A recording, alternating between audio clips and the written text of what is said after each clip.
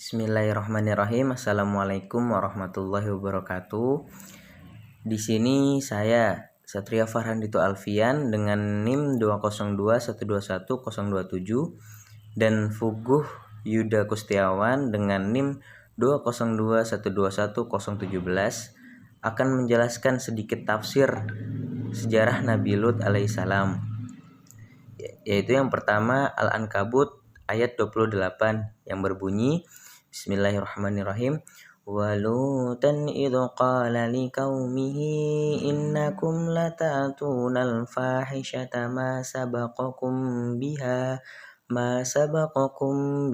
min ahadim minal alamin. Yang artinya, dan ingatlah ketika Lut berkata pada kaumnya, sesungguhnya kamu benar-benar mengerjakan perbuatan yang amat keji yang belum pernah dikerjakan oleh seorang pun dari umat-umat sebelum kamu. Nah, di sini Wahbah Zuhaili dalam tafsirnya Al-Wajiz menjelaskan bahwa maksiat yang dilakukan kaum Nabi Lut atau yang dikenal dengan kaum Sodom adalah praktik perbuatan buruk yang dibenci oleh orang-orang normal, yaitu mendatangi dubur laki-laki, dan maksiat tersebut sama sekali belum pernah dilakukan oleh kaum-kaum sebelumnya. Kemaksiatan yang dilakukan kaum Sodom adalah kebiasaan baru yang buruk. Hal itu dilakukan bukan karena tidak ada lagi wanita, tetapi memang kaum Sodom adalah kaum yang sangat durhaka. Nah, kemudian dalam tafsir Al-Quran Al-Azim karya Ibnu Katsir dijelaskan bahwasannya selain berbuat keji dalam seks, mereka juga melakukan perbuatan yang tidak layak dipertontonkan di khalayak umum. Seperti mereka kerap kali mengeluarkan angin atau kentut, kemudian mereka tertawa. Dan selain itu mereka juga sering mengadu kambing, domba, dan berlomba-lomba mengadu suara ayam. Nah, di sini Nabi Lut sudah seringkali mengingatkan kaumnya dan menyuruh untuk meninggalkan perbuatan keji tersebut. Tetapi hal itu sama sekali tidak mendapat respon baik dari kaumnya.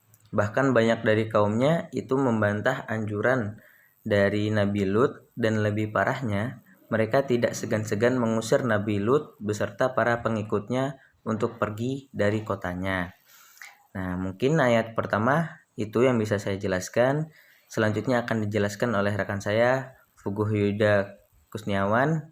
Waktu dan tempat saya persilahkan. Selanjutnya adalah Quran Surat Al-Ankabut ayat 30. Qala Rabbi surni ala kumi mufsidin. Ya Tuhanku, tolonglah aku dengan menimpakan azab atas kaum yang berbuat kerusakan itu. Quran Surat Al-Ankabut ayat 30. Begitulah doa Nabi Lut dalam keadaan terdesak atas kedurhakaan umatnya. Lafal unsuri menurut Wahbah Zuhaili dalam tafsirnya memaknai sebagai turunnya azab, dan lafaz mufsidin mempunyai makna kaum yang rusak dan durhaka dengan bersetubuh terhadap sama lelaki dan juga selalu mengada-ngadakan maksiat. Al-Sa'di mengatakan dalam kitab tafsirnya bahwa pada saat itu Nabi Lut berputus asa dan menurutnya umatnya telah pantas mendapatkan azab.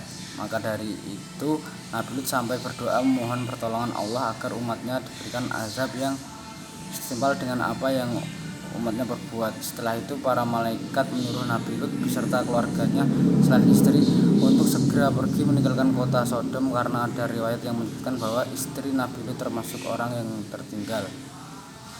Kemudian pada saat itulah Allah menurunkan azab kepada kaum Sodom berupa hujan batu. Berikut firman Allah dalam Al-Quran.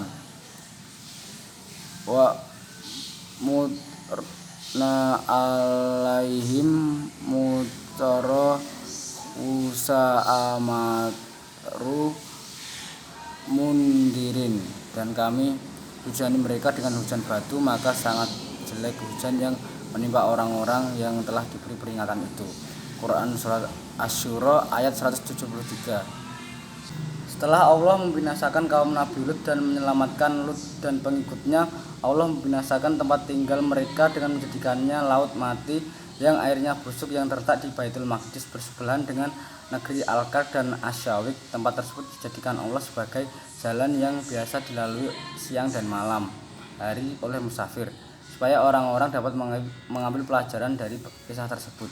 Dengan dijadikannya tempat kaum Nabi Lut sebagai laut mati, umat Islam seharusnya menjadikan peristiwa itu sebagai pelajaran tanda kekuasaan Allah dalam menurunkan azab bagi mereka yang membangkang akan perintahnya, mendustai utusannya dan mengikuti hawa nafsu.